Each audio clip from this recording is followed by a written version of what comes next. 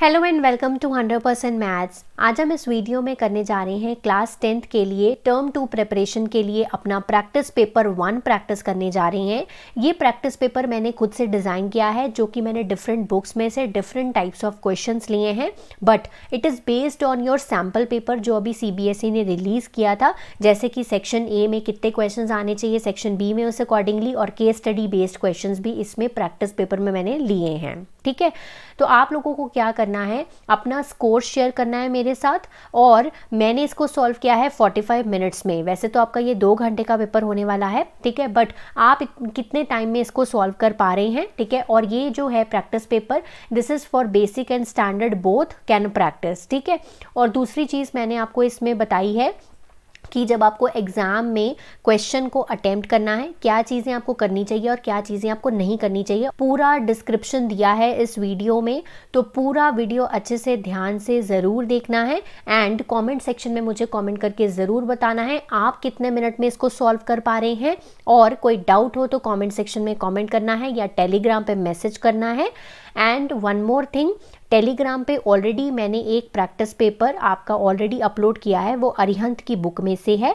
आप वो भी जाकर प्रैक्टिस कर सकते हैं, वो टेलीग्राम पे अपलोडेड है। टेलीग्राम ग्रुप आपको ज्वाइन करना पड़ेगा। ग्रुप ज्वाइन करने के लिए जो लिंक है वो डिस्क्रिप्शन बॉक्स में गिवन है। और अपना स्कोर भी ज़रूर शेयर करना है मेरे साथ आज इस पेपर के बाद, कि आप कितना स्कोर कर पा रहे हैं, ताकि आपको थोड़ा पता चल सके कि आपने अभी तक कितनी प्रैक्टिस की और कितनी और प्रैक्टिस की आपको नीड है। ठीक है जी, तो पूरा वीडियो पूरा अच्छे से ध्यान से ज़रूर देखिएगा, और अगर वीडियो अच्छा लगे तो लाइक और शेयर ज़रूर करिएगा।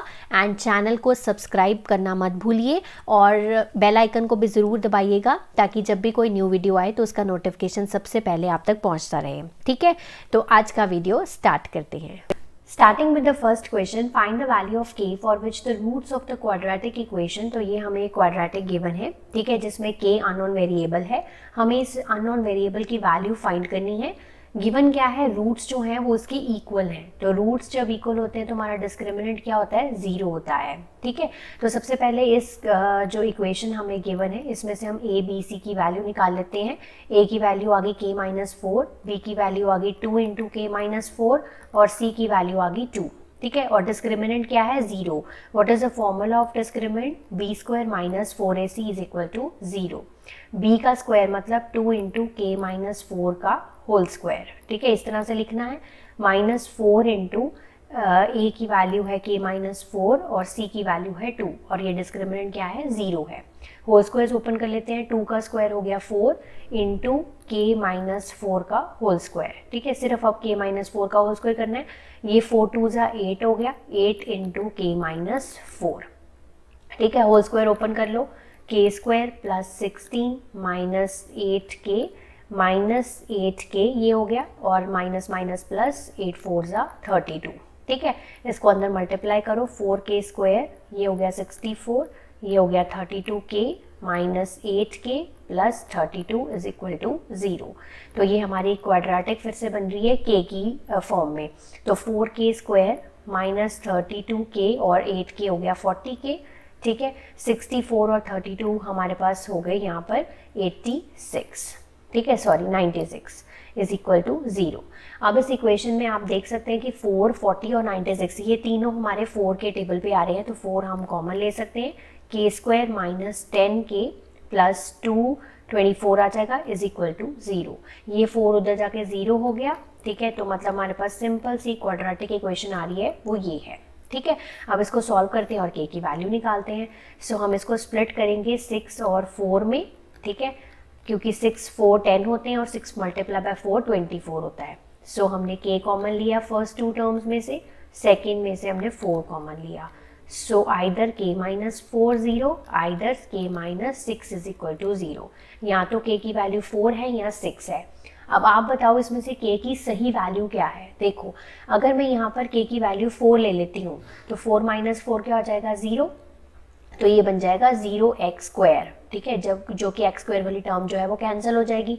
यहाँ अगर 4 पुट करूँगी तब भी ये x वाली टर्म भी 0 हो जाएगी, तो मतलब सिर्फ ये वाली टर्म बचेगी। तो हम k की वैल्यू क्या है, 4 नहीं ले सकते। ठीक है, इसीलिए जो k की वैल्यू है 4 दैट हम रिजेक्ट कर रहे हैं। So correct answer of this question is के की वैल्यू क्या है, 6 है। ठीक है, ये आपने पूरा लिख कर आना नीचे, तभी आपको पूरे मार्क्स मिलेंगे। Question number 2, in the given figure PA and PB are the tangents from external point. तो आप देख सकते हैं PA and PB external tangents है और PAB की वैल्यू 45 डिग्री एंगल गिवन है। Find the value of APB। So हमें बेसिकली ये वाला एंगल कैलकुलेट करना है। ठीक है, एज हमें पता है कि जब भी एक्सटर्नल पॉइंट से टेंजेंट्स होती है उनकी लेंथ क्या होती है, इक्वल होती है। तो हमने ये लिखा फ्रॉम एक्सटर्नल पॉइंट P, जो P है PB की इक्वल है। रीजन क्या लिखेंगे, length of tangent drawn from external point are equal. ठीक है, drawn from external point are equal. ठीक है, ये हमारी थ्योरम होती है PA इक्वल्स टू PB। अगर अब दोनों की लेंथ इक्वल है तो उनके ऑपोजिट एंगल्स भी बराबर होंगे। अगर ये एंगल 45 है तो ये वाला एंगल भी 45 होगा। लेटर से ये एंगल 1 है तो हम मान लेते हैं कि angle 1 is equals to angle 45 degree. अब यहाँ पर रीजन क्या होगा, angles opposite to equal sides are equal. अगर आप रीजंस नहीं लिखेंगे तो आपके मार्क्स कट जाएंगे। तो it is a way to describe, मतलब answer the question. Angle 1 45 degree हो गया। अब इन ट्रायंगल APB, ठीक है, APB 45 degree plus angle 1 plus angle APB, ठीक है, इज इक्वल्स टू 180 डिग्री। और ये कौन सी प्रॉपर्टी है, एंगल सम प्रॉपर्टी है। ठीक है, so 45 degree 45 plus angle APB is equals to 180, ये 90 हो गया। और इसको मैं राइट साइड पे लेके जा रही हूँ, 180 माइनस 90, तो answer is angle APB is equal to 90 degree. ये वाला एंगल जो है वो 90 डिग्री है। ठीक है, इस तरह से आपने क्वेश्चन को अटेम्प्ट करना है। Question number 3, a cone of height 32 centimetre. So you will write here cone. ठीक है, हाइट क्या आ जाएगी 32 सेंटीमीटर एंड रेडियस है आपका 8 सेंटीमीटर। यहाँ तक क्वेश्चन हो गया। Is made up of modelling clay, a child reshapes. तो रीशेप हमें करना है। ठीक है, यहाँ पर लिखूंगी reshapes in the form of a sphere. कौन सी शेप बनानी है इसकी, सफेयर की। हमें इसका डायामीटर कैलकुलेट करना है। ठीक है, डायामीटर मतलब इसका रेडियस कैलकुलेट करना है। अब रीशेप किया है तो वॉल्यूम जो है कोन का इक्वल होगा वॉल्यूम ऑफ सफेयर के। जब भी रीशेपिंग आती है तो हम वॉल्यूम का कॉन्सेप्ट यूज़ करते हैं क्योंकि दोनों का वॉल्यूम जो है वो सेम रहेगा। सो हम यहाँ पर 2 रेडियस है, so we will use here R1 and R2। ठीक है, so volume of cone it is equal to pi R 1/3 pi R square H। तो R1 यूज़ हुआ। वॉल्यूम ऑफ सफेयर क्या होता है, 4/3 पाई R क्यूब, R2 क्यूब हो गया। यहाँ से पाई सीधा सीधा कट गया, 3 से 3 सीधा सीधा कट गया। R1 स्क्वायर क्या है, 8 इंटू 8, H क्या है 32, 4 बचा इधर, और R2 का क्यूब। ठीक है, अब मैं 4 को इधर ले आती हूँ, 8 into 8 into 32 divided by 4 is equals to R2 का क्यूब। सो 4 2 ज़ा 8, तो मेरे पास यहाँ पर बच रहा है 2 into 8 into 32 is equals to R2 का क्यूब। अब हमें क्यूब तो करना ही है इसका, तो हम इसको मल्टीप्लाई नहीं करेंगे, हम इसको प्राइम फैक्टर्स में स्प्लिट कर लेते हैं। 8 को भी कर लेते हैं, 2 इंटू 2 इंटू 2 3 टाइम्स, और 5 टाइम्स हम 32 को कर लेते हैं। ठीक है, ये तो आपको पावर्स याद होनी चाहिए तभी जल्दी आंसर कर पाओगे। अब इस काम करते हैं क्यूब रूट। ठीक है, क्यूब रूट करेंगे तो 3 के पेयर बनाने होंगे, तो 3 के पेयर बना लिए। सो 2 बार आ गया, 2 बार आ गया, 2 बार आ गया, इज इक्वल्स टू R2। तो R2 की वैल्यू आ गई यहाँ पर 8 सेंटीमीटर। ठीक है, अब बच्चे क्या करेंगे, जब वैल्यू आ जाएगी R2 तो यही छोड़ देंगे, बट उसने एक्चुअली क्वेश्चन में क्या पूछा है, diameter. So diameter is twice of R2। ठीक है, so 2 into 8 that is 16 centimetre is the correct answer of this question. पूरा सॉल्व करोगे तभी पूरे मार्क्स मिलेंगे। क्लियर है। Question number 4, a pole cast a shadow of length 2 √ 3 metre on the ground. तो लेटर से ये पोल है। ठीक है, लेटर से ये मैंने AB मान लिया पोल, और ये शैडो कास्ट कर रहा है। ठीक है, कितनी शैडो कास्ट कर रहा है, ऑफ लेंथ 2 √ 3, तो ये शैडो मान लेते हैं, और इसकी जो शैडो है वो 2 √ 3 मीटर है। ठीक है, when the sun's elevation is, तो सन का जो एलिवेशन है मतलब एंगल है वो कितना डिग्री है, 60 डिग्री है। ठीक है, इस तरह से बनेगा। हमें इस हाइट ऑफ द पोल निकालनी है, तो मान लेते हैं कि हाइट ऑफ द पोल इसकी एच है, ठीक है। तो बेसिकली इस क्वेश्चन में हमें एच फाइंड करना है। एंगल गिवन है 2√3 हमारा बेस गिवन है, ठीक है। ये एंगल हमारा 90 डिग्री हो गया, ठीक है।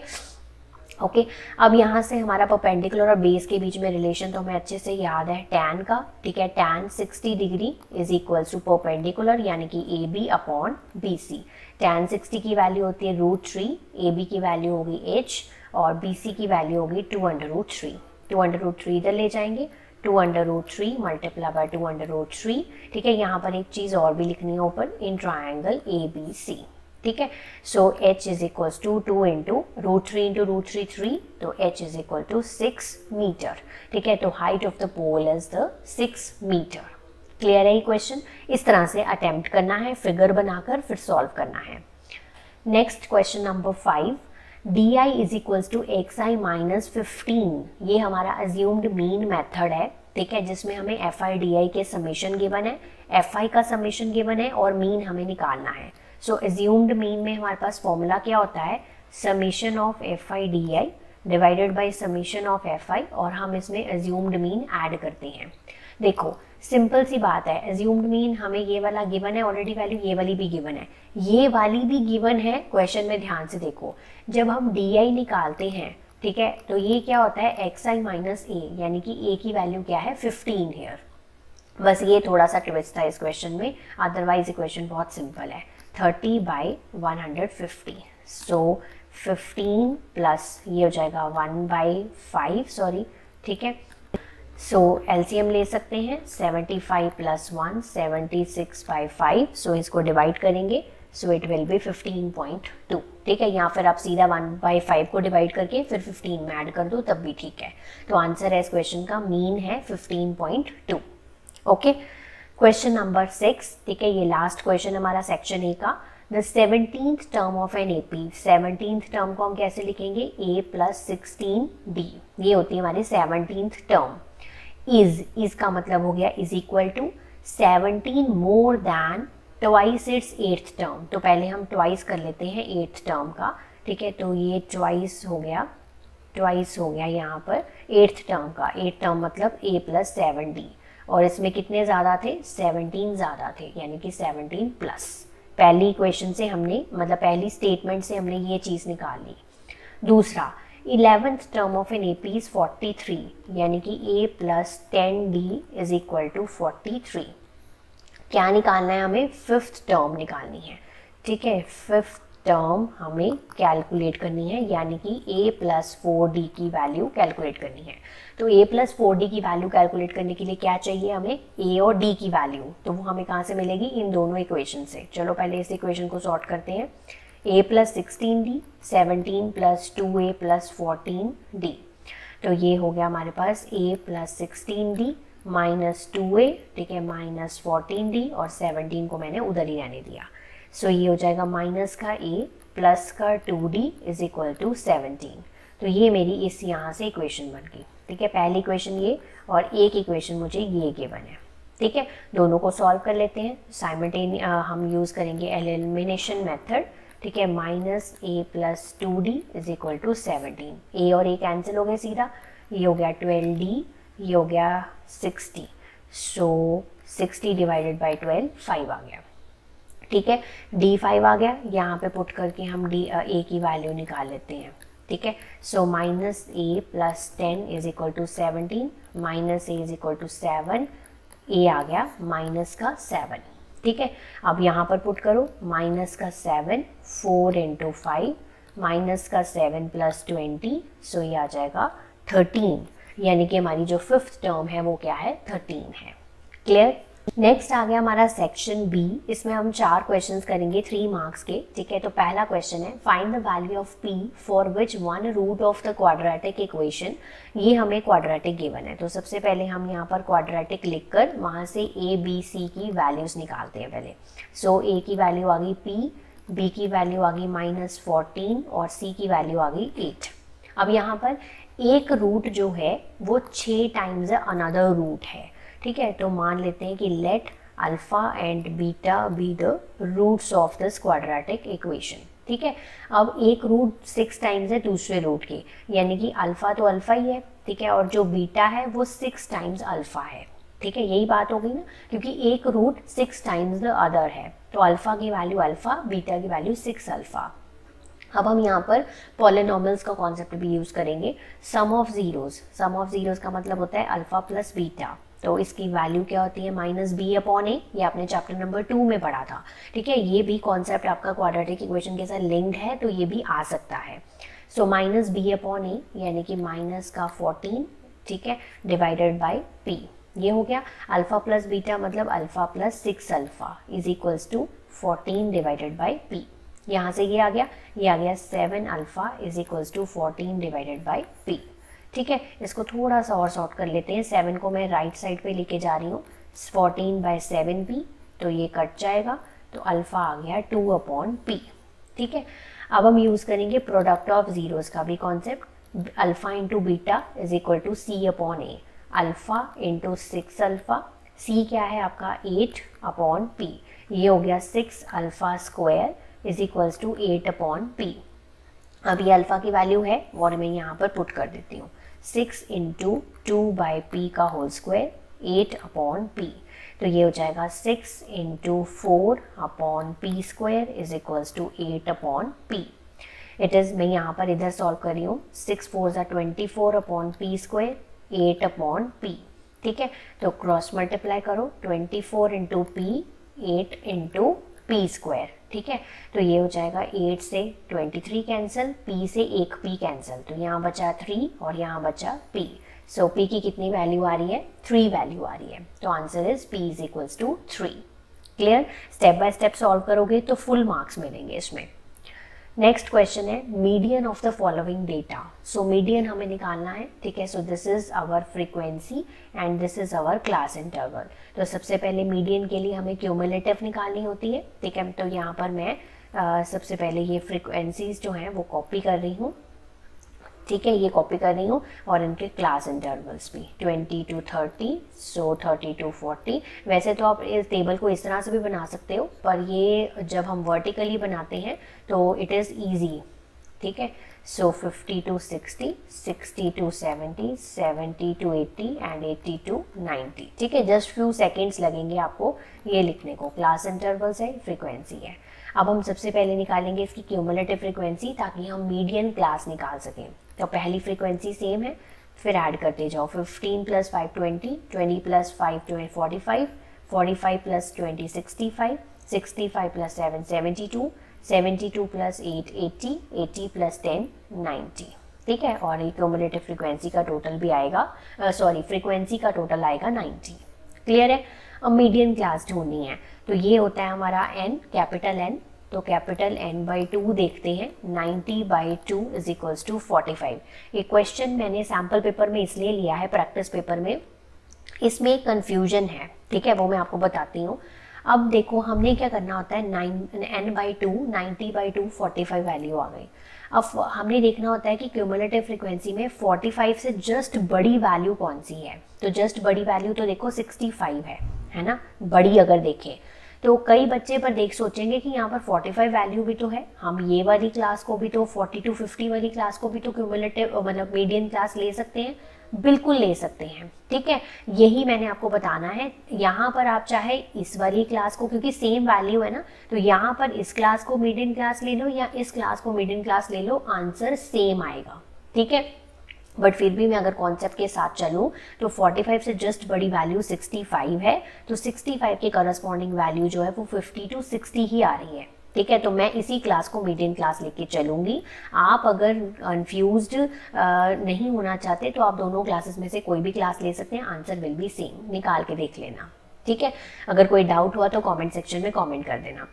50 to 60 वाली क्या आ गई, मीडियन क्लास, ठीक है। तो हम अब मीडियन का फॉर्मूला लगाते हैं। So median is equals to L plus n/2 minus cumulative frequency divided by frequency multiply by h।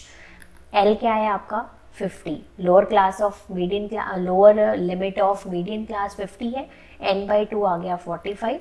Cumulative आपने लेनी होती ऊपर वाली क्लास की, तो ऊपर वाली क्लास की ले लो 45, फ्रीक्वेंसी उसी क्लास की लेनी है 20 ले लो, ठीक है। मल्टीप्लाई बाय एच, एच का मतलब साइज ऑफ क्लास इंटरवल 10 है। सो 50 प्लस 0 बाय 20 इंटू 10, ठीक है। सो ये आ जाएगा 50 plus 0 that is equal to 50। अगर आप 40 to 50 वाली क्लास को मीडियन क्लास लेते हो तब भी आंसर आपका मीडियन का 50 ही आएगा, ठीक है। ओके, तो ये पर्पज से ये वाला क्वेश्चन मैंने यहाँ पर लिया था प्रैक्टिस पेपर में। क्लियर। नेक्स्ट क्वेश्चन है, there is a small island in the middle of 100 metre wide river. तो मान लेते हैं, सबसे पहले हम इसका फिगर बनाते हैं। सो मान लेते हैं ये 100 मीटर वाइड रिवर है, ठीक है। और ये जो आइलैंड है ये इसके मिड में है, ठीक है, आइलैंड है। अब यहाँ पर इस आइलैंड पे एक टॉल ट्री है, ठीक है। तो ये मान लिया मैंने एक टॉल ट्री, यहाँ पर एक टॉल ट्री है। Okay, P and Q are the points directly opposite to each other on the two banks. तो P and Q ये वाले पॉइंट्स हैं, ठीक है। ये हमने P and Q पॉइंट्स मान लिए और ये मेरा आइलैंड है तो इसको मैं O मान लेती हूँ, चलो, ठीक है। And in line with the tree, मतलब लाइन में है ट्री के। If the angle of elevation of the top of the tree of P from P and Q are 30 and 45, तो यहाँ से एंगल ऑफ एलिवेशन जो है वो 30 and 40 है, मतलब P से 30 डिग्री है और जो Q से है वो 45 डिग्री है, ठीक है। Find the height of the tree, तो ये वाला जो ट्री है आपका इसको मान लो आप A, ठीक है। OA जो है इसकी हाइट हमें फाइंड करनी है, ठीक है। और √3 को हमें 1.732 बाद में यूज करना है। ओके, चलो अब स्टार्ट करते हैं। तो हमारे दो ट्रायंगल्स हमें दिख रहे हैं, तो मान लेते हैं ये पूरा 100 है तो इसको मैं मान लेती हूँ x, और ये कितना हो जाएगा 100 माइनस x, ठीक है। जो मैं यहाँ पर फिगर में लिख रही हूँ तो हमने यहाँ पर लिखना भी होता है let OQ is equals to x, तो PO आ जाएगा आपका 100 माइनस x, ठीक है। और एक और चीज़ हमने सपोज की है, लेट OA हमने माना है, h माना है, ठीक है। अब ट्राइंगल ले लूँगी सबसे पहले OAH, ठीक है। ये सॉरी OAQ, ठीक है, ये वाला ट्राइंगल, ये वाला 45 वाला, ठीक है। अब इसका परपेंडिकुलर है और ये इसका क्या है, बेस है, ठीक है। अब ये इसका बेस है तो हमारा tan 45 degree is equals to h upon x। tan 45 की वैल्यू 1 होती है। जब भी 45 वाली वैल्यू हो तो इसको ज़रूर यूज़ करना है, ये बहुत काम की चीज़ होती है, ठीक है। तो x की वैल्यू आ गई h, तो पहली इक्वेशन ये मैंने मान ली, ठीक है। दूसरा ट्रायंगल क्या कहता है मेरा, PAO वाला triangle. So tan 30 degree is equal to h upon 100 minus x। तो हमें बेसिकली h की वैल्यू चाहिए, तो मैं यहाँ पर x की जगह पे h डाल सकती हूँ क्योंकि पहली इक्वेशन से। tan 30 की वैल्यू क्या होगी, 1/√3 is equals to h upon 100 minus h, ठीक है। क्रॉस मल्टीप्लाई कर देते हैं, ठीक है। So 100 minus h is equals to h √3, ठीक है। 100 को इधर ही रहने देते हैं, h √3 और h को मैं राइट साइड पे लेगी, h की वैल्यू कॉमन ले ली, ठीक है, is equals to 100। So 100 upon √3 plus 1। अब रूट की वैल्यू नीचे नहीं होनी चाहिए डिनोमिनेटर में, so we have to rationalise this. √3 plus 1, ठीक है, √3 minus 1, √3 minus 1 is equals to h। So 100 into √3 minus 1, नीचे क्या लगेगा, ये हमारा a प्लस बी और a माइनस बी का फॉर्मूला लग जाएगा, a square minus b square. So √3 square minus 1 square is equal to h। This is 100 into √3 minus 1 upon 3 minus 1 कितने हो गए 2, ठीक है, इज इक्वल्स टू h, ठीक है। इसको मैं इधर सॉल्व कर रही हूँ और ये अब 2 से 100 कट जाएगा तो बचा क्या मेरे पास 50 into √3 minus 1 is equals to h। अब √3 की वैल्यू पुट कर दो, 1.732 minus 1 is equals to h। 50 into 0.732 is equals to h, तो मल्टीप्लाई करेंगे। सो आंसर इज 36.6 मीटर्स, ठीक है। तो मतलब height of the tree is 36.6 metres. ये इस क्वेश्चन का आंसर है और इस टाइप से आपको अटेम्प्ट करना है, इस तरह से अटेम्प्ट करना है। नेक्स्ट है हमारा सेक्शन नंबर C। इसमें हम 4 क्वेश्चंस आएंगे आपको 4 नंबर के। It contains 2 case study based questions, ठीक है। तो पहला क्वेश्चन हम करने जा रहे हैं 4 मार्क्स का है, the sum of 4 consecutive numbers in AP। तो जब मैंने AP का आपको रिवाइज करवाया था, आपको बताया था कि हमने 4 कंसेक्टिव नंबर्स कौन से लेने होते हैं। सो लेट हम 4 कंसेक्टिव नंबर्स मैं आपको बता रही हूँ, लेट 4 कंसेक्टिव नंबर्स बी, ठीक है, कौन कौन से होते हैं, a minus 3d, a plus D. अगर नहीं याद तो आप रिविजन लेसन इसका फिर से देखिए, ठीक है, a minus D, a plus D and a plus 3d। ठीक है, ये चार हम कंसेक्टिव नंबर्स मानते हैं AP में। अब इनका जो सम है वो कितना गिवन है, 32 गिवन है। तो चलो पहले स्टेटमेंट से हम ये निकालते हैं। तो इनका सम जो है a minus D, a plus D, ठीक है, और a प्लस 3d, इनका जो सम है वो कितना है, 32 है। ठीक है, 3d से 3d कैंसिल, d से d कैंसिल, 4a रह गया। सो a की वैल्यू आ गई यहाँ से 8। ठीक है, पहली बात तो ये यहाँ से आ गया। अब उसने बोला ratio of the product of the first and the last term. तो पहली टर्म क्या है ये, और लास्ट टर्म क्या है ये। तो यानी कि इनका जो प्रोडक्ट है, यानी कि a माइनस 3d और a प्लस 3d का प्रोडक्ट रेशियो है, तो हम रेशियो लगाएंगे यहाँ पर to the product of two middle terms. तो मिडल टर्म्स क्या हैं, ये वाली हैं, और ऐसे सीक्वेंस में ही लिखना है। अगर नहीं लिखोगे तो ये नहीं पता चलेगा आपको फर्स्ट और लास्ट कौन सी है और मिडल वाली कौन सी है। ठीक है, तो इसी सीक्वेंस में लिखनी होती हैं, उल्टी पुल्टी नहीं लिख सकते आप। तो जो रेशियो है इसकी वो हमें गिवन है 7:15। अब दोबारा से बता रही हूँ, पहली और लास्ट वाले का प्रोडक्ट, ठीक है, रेशियो सेकंड टू द मतलब बीच वाली का प्रोडक्ट, उसका रेशियो जो हमें गिवन है वो 7:15 गिवन है। तो हमें ये नंबर्स सारे फाइंड करने हैं। ये जो चार नंबर्स हमने सपोज किए हैं ये हमें फाइंड करने हैं। तो इससे हम a की वैल्यू निकालेंगे। सबसे पहले इस रेशियो को सॉल्व करते हैं। So a plus 3d upon a minus d और a plus d is equals to 7/15। ठीक है, अभी फॉर्मूला लगेगा सबसे पहले। ठीक है, a स्क्वायर माइनस 3d का whole square divided by a square minus d का होल स्क्वायर, ठीक है, इज इक्वल्स टू 7/15। अब यहाँ पर a square minus 9d square divided by a square minus d square is equal to 7/15 cross multiply करेंगे। So ये हमारे पास आ जाएगा 15 into a square minus 9d square 7 into a square minus d square. So ये आ गया 15a square, 15 9 ज़ा 135d square, 7a square minus 7d square. अब बच्चों के माइंड में एक क्वेश्चन और भी आएगा कि हम यहाँ पर a की वैल्यू अभी तक क्यों नहीं डाल रहे हैं, क्योंकि देखो यहाँ पर अगर डालेंगे तो थोड़ा और कैलकुलेशन लंबी हो जाएगी, तो हमें कैलकुलेशन शॉर्ट करनी होती है। 7 को मैं इधर ले आती हूँ। सो 15a स्क्वायर माइन, जब तक आप सॉल्व कर सकते हो तब तक आप सॉल्व करो, उसके बाद आप वैल्यू पुट करो। ठीक है, सो 135 को मैं राइट साइड पे लेगी। So this is 8a square, this is 128d square. So a square is equals to 128d square divided by 8। So ये कैंसिल हो जाएगा, 8 1 ज़ा 8 और 8 6 ज़ा। सो यहाँ से मेरे पास आया 8 a square is equal to 16d square. ठीक है, ये मेरे पास आ गया। अब यहाँ पर a स्क्वायर की वैल्यू पुट करो। a स्क्वायर की वैल्यू क्या है मेरे पास, 8 का स्क्वायर इज इक्वल टू 16 का d square. So 8 into 8 divided by 16, तो ये आ गया d स्क्वायर। सो ये आ जाएगा 2 आ गया 4। ठीक है, so 4 is equals to d square. So d की वैल्यू आ गई प्लस माइनस 2। ठीक है, आइदर d की वैल्यू 2 है या आइदर d की वैल्यू क्या है, -2 है। ठीक है, अब दो, तो सबसे पहले अगर d की वैल्यू 2 है और a की वैल्यू 8 है तो क्या वैल्यूज आएंगी, यहाँ पर पुट करो सारे नंबर्स में। 8 माइनस 3 इंटू 2, ठीक है, पहला नंबर ये बनेगा 8 minus 2, then 8 plus 2, then 8 plus 3 into 2। ठीक है, सो 8 माइनस 6, ये हो गया 6, 8 प्लस 2 10, और हमारे पास यहाँ पर 8 प्लस 6 बनेगा। तो नंबर्स क्या बने, 2 6 10 एंड 14। ठीक है, ये हमारे चार नंबर्स बने जब हमारी d की वैल्यू 2 है और a की वैल्यू 8 है।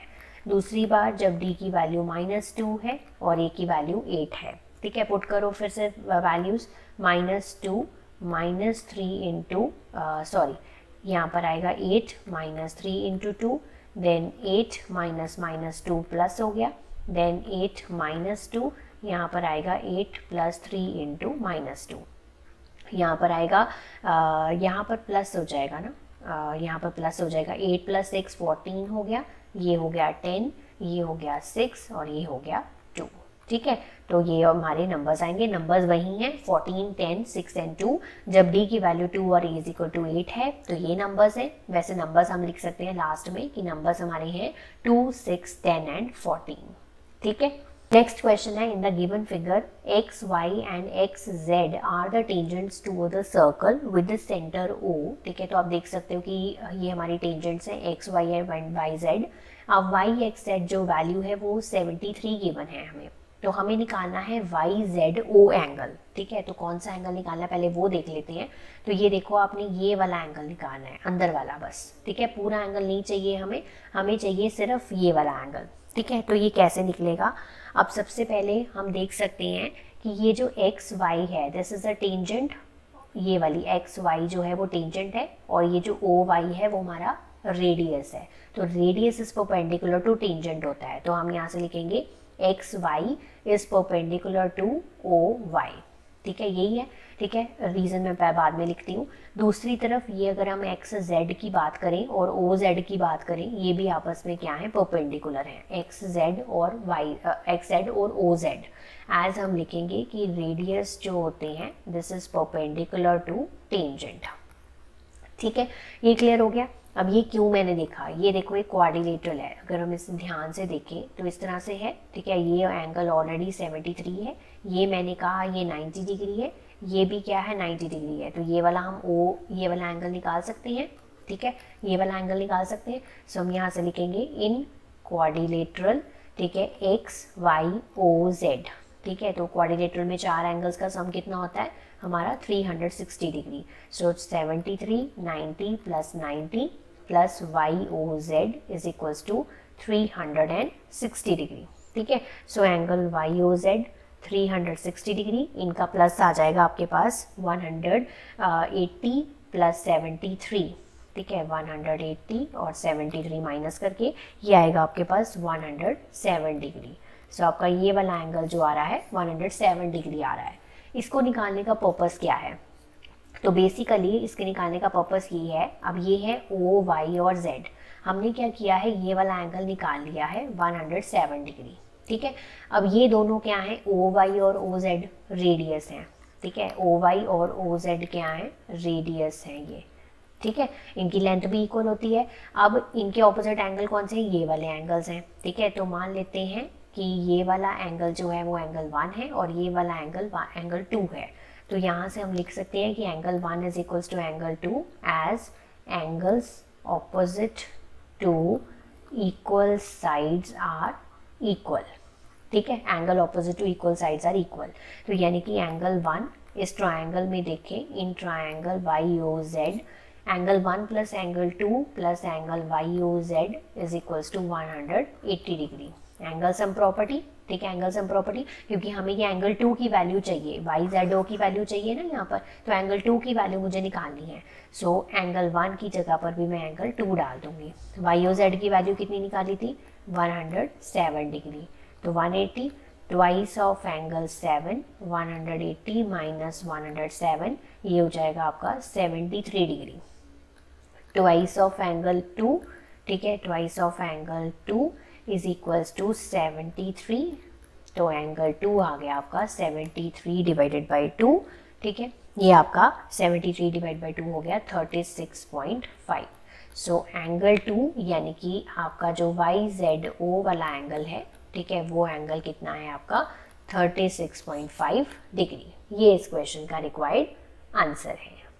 नेक्स्ट है हमारे केस स्टडी बेस्ड क्वेश्चंस, जो आप लोगों के सैम्पल पेपर में case study based questions given है, उसमें आपको 2 नंबर के 2 क्वेश्चंस हैं। यहाँ पर 2 नंबर के 2 क्वेश्चंस नहीं मैंने लिए हैं, यहाँ पर मैंने सिंगल क्वेश्चन लिया है 1 मार्क का, मतलब 4 क्वेश्चंस होंगे एक केस स्टडी के ऊपर, वो 1 नंबर के होंगे। तो हो सकता है आपको पेपर में 2 क्वेश्चन इकट्ठे एक में ही पूछे जाएं, तो वो 2 मार्क्स के होंगे। ठीक है, सो application of AP in day-to-day life. Do you know that we can find AP in many situations in our day-to-day life? एक ऐसा एग्जाम्पल है टिश्यू पेपर रोल, कभी नोटिस किया है आपने, जिसकी पहली term diameter of the core of the roll है, ठीक है, और ट्वाइस द थिकनेस जो है वो उसका कॉमन डिफरेंस है। ये बाद में काम आएगा। सबसे पहले हमें गिवन है सम जो है वो गिवन है sum of first n rolls का 0.1 square n square plus 7.9 n। हमें क्वेश्चंस को आंसर करना है। सबसे पहला क्वेश्चन है find S of n minus one. तो S of n already given है, S of n minus one का मतलब क्या है कि एन की जगह पे एन माइनस वन पुट कर देना है। तो S of n minus one का मतलब है 0.1 into n minus one square plus 7.9 n minus one. ठीक है, तो n minus one whole square open कर लेते हैं, 0.1 n square plus 1 minus 2n plus 7.9 n minus 7.9। ठीक है, अब इनको अंदर मल्टीप्लाई कर दो, 0.1 एन स्क्वायर 0.1, ये हो जाएगा 0.2 एन प्लस 7.9 एन 7.9। ये और ये वाले के साथ का कोई भी नहीं है हमारे पास। 0.1 एन स्क्वायर ये हो जाएगा 7.9 माइनस 0.2, ये हो जाएगा 7.7 एन, 7.9 माइनस 0.1 दैट इज 7.8। ठीक है, तो ये हमारा आंसर आया है 0.1 n square plus 7.7 n minus 7.8। ये वैल्यू है S of n minus one की। ठीक है, नेक्स्ट सेकंड देखते हैं question, find the radius of the core. ठीक है, तो रेडियस ऑफ द कोर का मतलब है, अब हमें एक चीज़ यहाँ पर गिवन थी, डायामीटर के बारे में बता रखा था। क्या बताया था उसने कि पहली टर्म जो है वो डायामीटर है। ठीक है, तो पहली टर्म का मतलब है यहाँ पर एस ऑफ एन हमें गिवन था 0.1 एन स्क्वायर प्लस 7.9 एन, है ना। तो हम यहाँ पर फर्स्ट टर्म निकाल सकते हैं क्योंकि A1 जो है वो S1 के बराबर ही होती है, तो ये बराबर आ जाएगा डायामीटर के। ठीक है, डायामीटर मतलब ये वाला डायामीटर। ठीक है, यहाँ पर D मत यूज़ करना क्योंकि D कॉमन डिफरेंस को भी रिप्रेजेंट करता है। ठीक है, तो यहाँ पर S1 जो है वो A1 मतलब कि फर्स्ट टर्म के इक्वल है और फर्स्ट टर्म हमारी डायामीटर के इक्वल है। ठीक है, तो 0.1 into one square 7.9 into one it is equal to 0.1 plus 7.9, तो ये हो जाएगा 8। ठीक है, ये 8 आया इसका डायामीटर। ठीक है, 8 आया इसका डायामीटर, तो हमें रेडियस निकालना था, रेडियस का मतलब हो गया 4।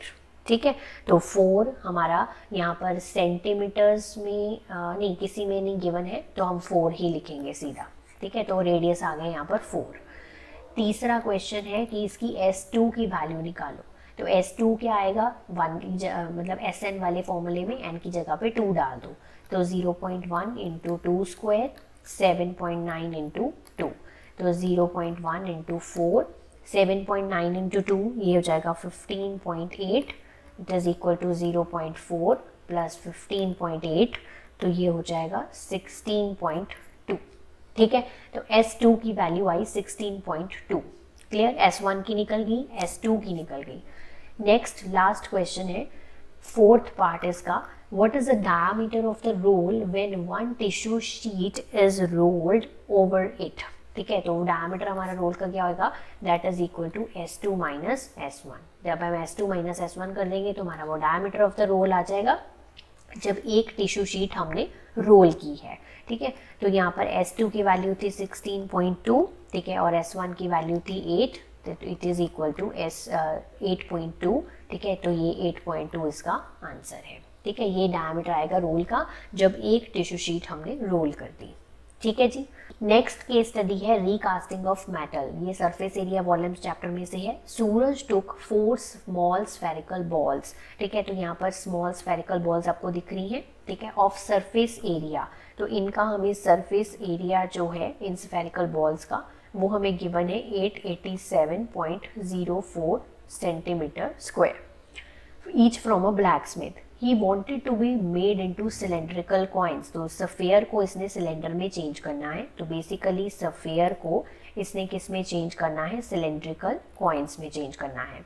Of radius 1/4 of that of silver ball.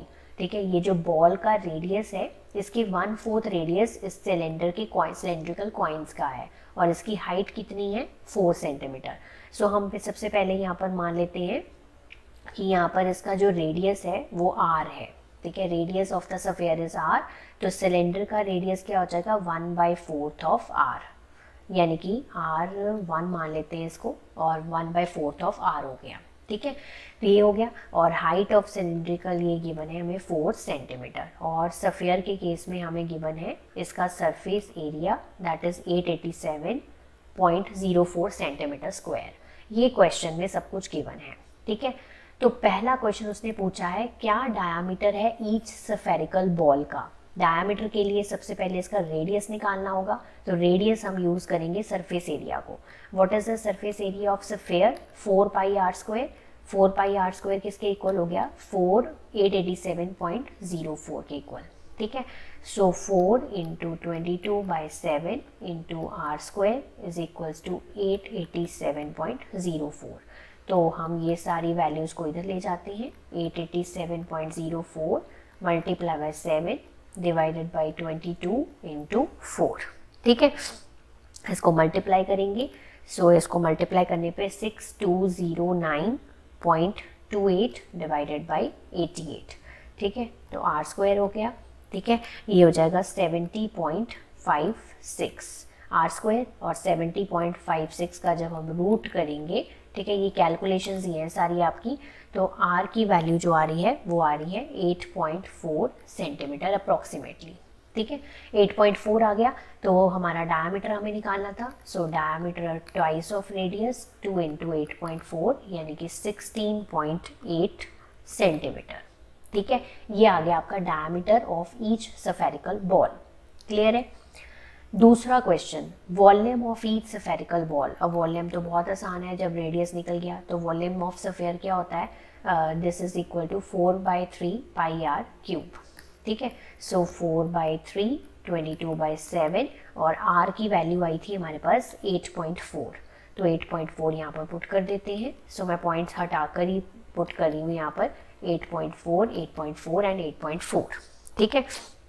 So cancellation कर लेते हैं, 7 1 सा 7 2 सा 12 पे कर दिया, 3 1 सा 3 4 सा, बाकी को मल्टीप्लाई करके नीचे 1000 से डिवाइड कर दो, तो ये आ जाएगा 2483712 डिवाइडेड बाय 1000। सिंपल सारी मल्टीप्लिकेशन है, 2483712 सेंटीमीटर क्यूब, ठीक है। तो ये इसका आंसर है। थर्ड पार्ट है इसका, the curved surface area of each coin. Coin किस शेप के थे, सिलेंड्रिकल कॉइन्स, ठीक है, सिलेंड्रिकल कॉइन्स थे। अब कर्व्ड सरफेस एरिया हमें निकालना है सिलेंड्रिकल कॉइन का, तो कर्व्ड सरफेस एरिया क्या होता है, 2πRh, है ना, 2πRh होता है। पर हमें एक चीज़ और है, अब यहाँ पर सिलेंडर का जो रेडियस है वो क्या आएगा, देखो हमने क्या कहा था कि जो सिलेंड्रिकल कॉइन्स का रेडियस है वो 1/4 है सिल्वर बॉल के। सिल्वर का कितना निकाला हमने, सिल्वर बॉल का 8.4, तो यहाँ पर 8.4 यानी कि इसकी वैल्यू कितनी आई, 2.1। सो 2.1 सेंटीमीटर हमारा सिलेंड्रिकल कॉइन्स का हमारा रेडियस है, तो वो हम यहाँ पर पुट करेंगे। सो 2 इंटू 22/7, रेडियस की वैल्यू है 2.1, अभी मैंने बताया था, हाइट की वैल्यू है 8, सो दिस इज 0.3 पे कैंसिल हुआ, ठीक है। So this is equal to 52.8 centimetre square, ठीक है। मल्टीप्लाई कर देना है, 2 into 22 44, 44 into 3 into 8, 52.8 centimetre square. Last question of this sample practice paper और इस केस स्टडी का भी, volume of each coin. Coin क्या था आपका, सिलेंड्रिकल शेप का, तो वॉल्यूम क्या आएगा आपका इसका, this equals to πr² h। तो पाई की वैल्यू है 22/7, आर की वैल्यू आपने अभी निकाली थी, दिस इज 2.1, तो पॉइंट में हटा रही हूँ, 21/10 और हाइट की वैल्यू है 8, तो 7 1 सा 7 3 सा, मल्टीप्लाई करके 100 से डिवाइड कर दो। So this is equal to 5544 5544 divided by 100, it is equals to 554.44, this is equal to centimetre cube. 55.44 centimetre cube is the answer of this question, ठीक है। सो आई होप कि आपको ये प्रैक्टिस पेपर करके थोड़ा सा कॉन्फिडेंस डेवलप हुआ होगा। नेक्स्ट वीडियो मिलूंगी नेक्स्ट प्रैक्टिस पेपर के साथ, तब तक आप इसको अच्छे से प्रैक्टिस कर लीजिए, रिवाइज करिए। Have a nice day to all of you.